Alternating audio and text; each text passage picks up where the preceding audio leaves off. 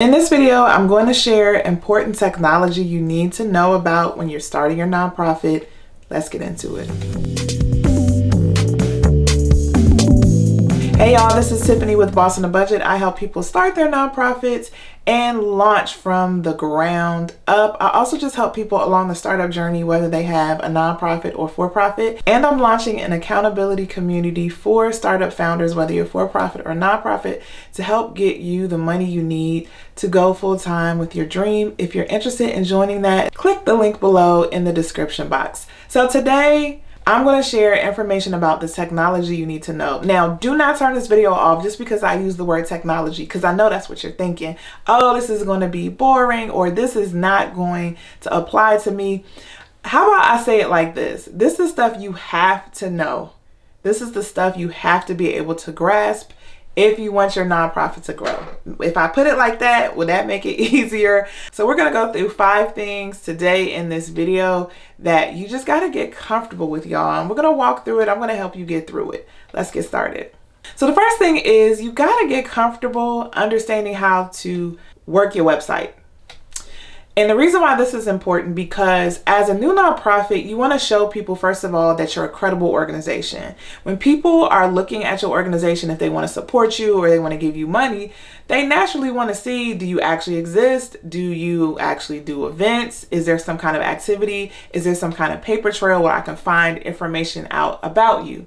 So one of the places they're going to look is your website. So you want to have, first of all, a good looking, functional website. And then you also want it to be regularly updated so people can see that, you know, you're actually doing something. If the last post or update was from 3 years ago, people may feel unsure about whether or not they should trust you.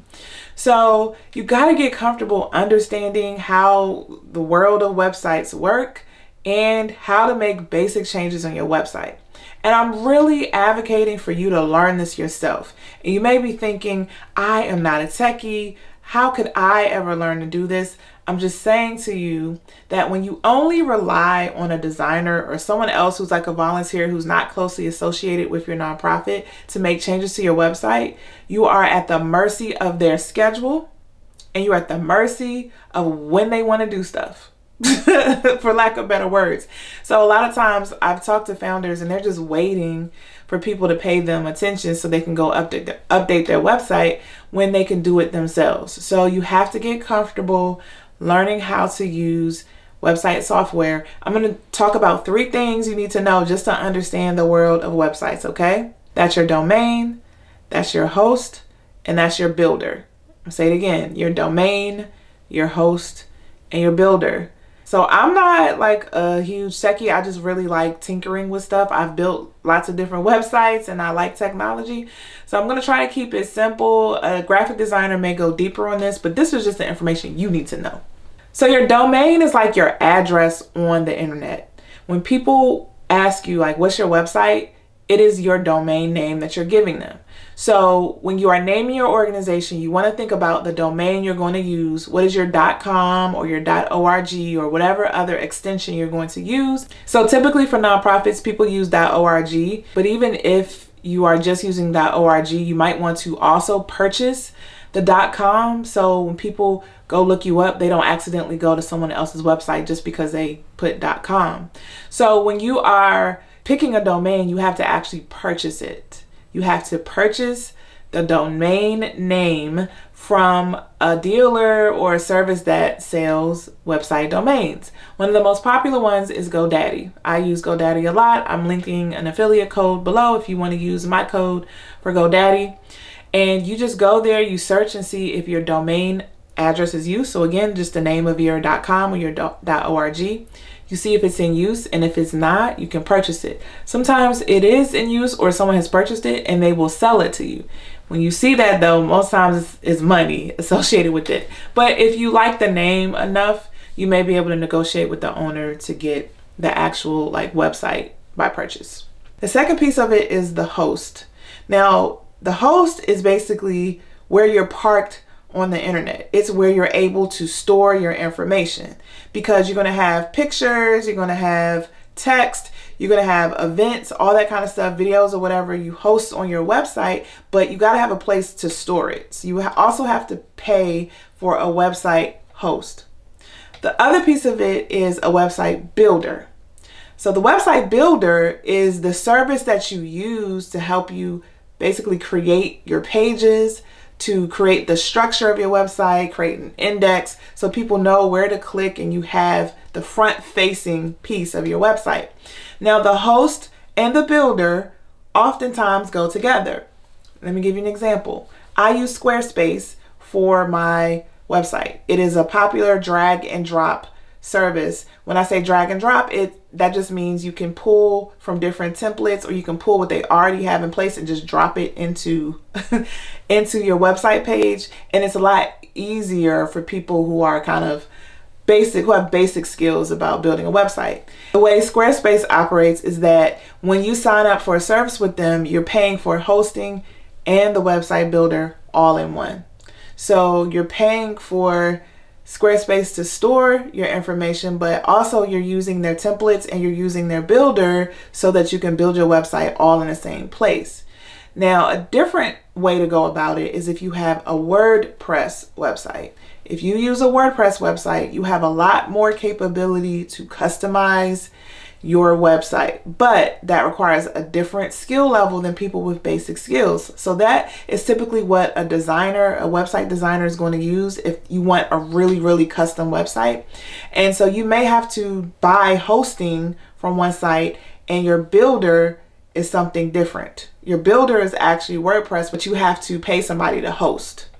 So I'm just going to leave it there because I don't want to complicate things, but as long as you understand that you need all three for your website, and you also need to know how to get into those things, what your passwords are. You just need to make sure you maintain access as well, and you don't just relinquish it all to somebody, because the worst position you can be in is if somebody was using or editing your website and then something happens to them, they stop doing work or whatever, and you cannot access the back end of your website. That's the worst position to be in, so just be mindful of that.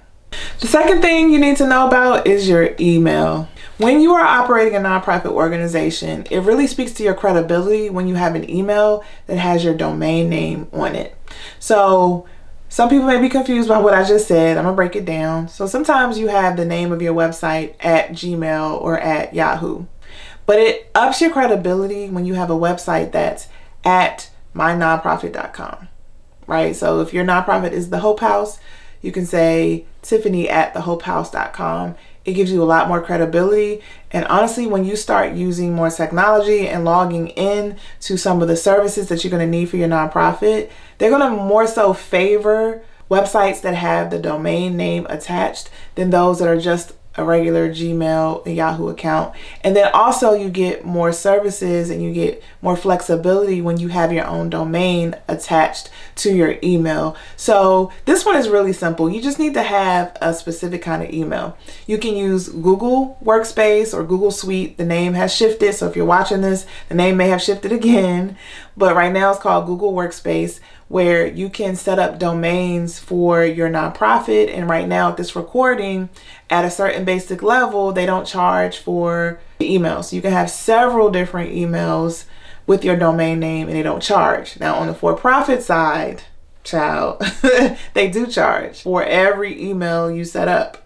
So if you got an info at something, support at something, 3 different people with names, every one of those you get charged. But if you qualify and you're a 501c3 organization, you're not charged with Google Workspace.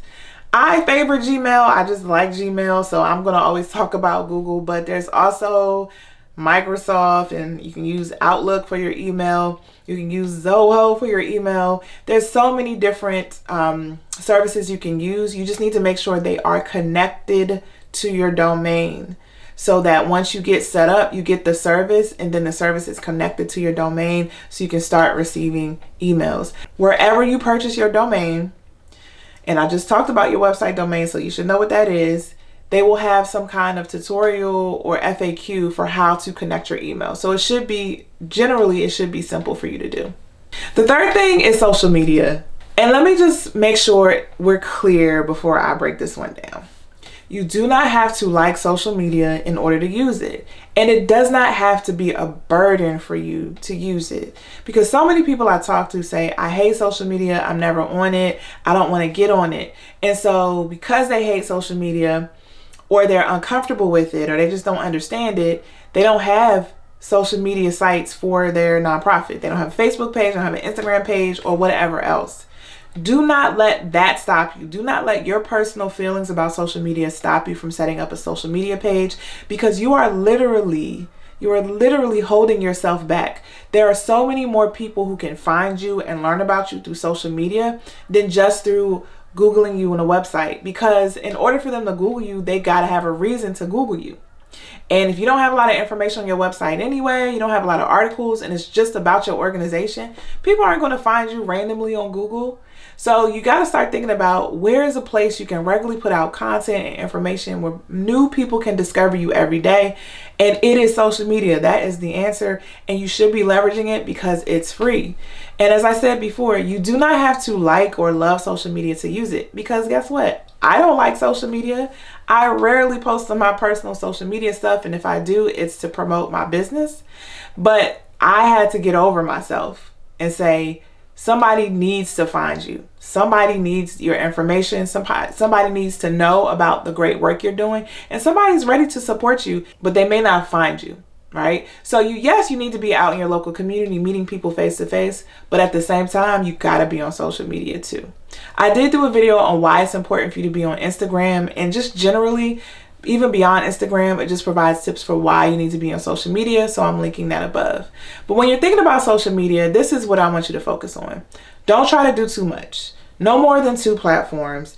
Just get comfortable with at least 2. One of those platforms probably needs to be Facebook. And I just say that because they have a lot of fundraising tools, and Facebook is just so well known. Also think about how you can connect locally with people. So making sure you're putting your location in any social media bios or anything like that, so people locally can find you. You also want to think about the type of content you want to produce. So different social media platforms are better for different types of content. On a basic level, for a very basic example, Instagram is all about photos and video. So the kind of content you need to produce would be different than maybe you would produce on LinkedIn, which may be more text-based, but you also may want to use photo and video there. So you want to think about all of those things, like the platforms you want to be on, what your bio looks like, and the type of content you want to produce for your social media. The 4th thing you want to think about is email marketing. You should be communicating with your potential supporters and your potential donors and people who've already given to you. And you need technology to do this. You need to be using an email marketing system, period. There's no negotiating this. And you got to get comfortable with, first of all, writing newsletters, giving updates about what you're doing, sharing with people how you've done work in your organization, sharing with people where the money is going that you're asking for, so people feel connected to your mission. And you got to get comfortable putting that in the software and sending it out. It seems really intimidating when you start, but once you get the hang of it, it's not that complicated. And here's a trick that I learned about email marketing, is that you need to write whatever you want to write outside of the system, and then when you're ready to send it, just copy and paste and put it there. For nonprofits, you do want to have really good images as well that you can share in some of your content. But even if you don't have good images, the point is you want to tell good stories in your newsletter, and you want to have a system that does that for you automatically. The reason why I'm saying use an email marketing system is because they are designed to do mass emailing. You can't just do this type of emailing I'm talking about easily in Gmail or a service like that. Now they're trying to get better. Gmail is trying to get better at helping with mass marketing, but it's not set up for that. And if you do a lot of mass marketing from a Gmail account, you're going to get banned or you're going to get pinged as junk. So you want to use an email marketing system that gives you flexibility for using pictures or embedding video and things like that, and images and all of that, to make it look more polished when it's sent out. So there are free versions of a lot of email marketing systems. The ones that I've used are MailChimp and MailerLite, and I'm linking them below. Start there. Right? And it may be bare bones, but honestly, that's all you need in the beginning. The point of it is you need to communicate with your audience. They need to know you exist, and you need to do that on a regular, consistent basis. And the 5th one you need to think about is spreadsheets. So this is a very general category, but it applies to a lot of different data you need to collect as a nonprofit. So you may have financial data, you may have data about your donors, data about contacts that you have with people. And at a very basic level, a lot of this needs to be stored somewhere. And when you're starting from the beginning and you don't have a lot of money for certain kind of services, you're going to be starting in spreadsheets. So you got to be able to navigate and understand how to build a basic spreadsheet, how to read a spreadsheet, and how to use it to pull information that you can use for your nonprofit. As an example, you want to be collecting data on the services you provide. You want to know how many people are served, you want to know their demographic information, and you also want to capture changes that happen based on the services you provide. So maybe they understand the topic this way before your service, but then you want to measure after the service and you're tracking data at both time points. Well, you need a simple way to track that information so you can report back to your donors or your funders and supporters and say, this is the change we created, and we actually have numbers around this. Another example is the contacts that you make with people. You want to write down who you talk to, you want to write down information about that conversation, and you want to remind yourself to circle back with them. There are services that do this, like they're called CRMs, customer relationship management systems. In the nonprofit world, it may be called a donor relationship management system or a donor relations database. But you may not have money for that. So in the very beginning, you can use a spreadsheet to track those conversations to make sure you circle back with folks. You just need to know how to navigate. And this is the last example I'm going to give, a budget. Every nonprofit, including startups, need a budget. And you're going to build your budget in a spreadsheet because it's easier for you to calculate numbers. It's easy for you to make changes. So you need to be able to navigate a spreadsheet so you can put in your financial data. Your budget is a projection. It's what you hope to do, what you hope to raise in the year. And then also you can use it to calculate actual expenses, what you actually raised, so you can compare to what you projected to see whether or not you met your goals for the year. So you just need to be able to use a spreadsheet so you're better informed as a nonprofit founder or as a startup nonprofit, so you can show your impact and show people the work that you're doing in your community. Thank you so much for watching this video. If you need help with your nonprofit, visit me at bossonabudget.com, and I will see you in the next video.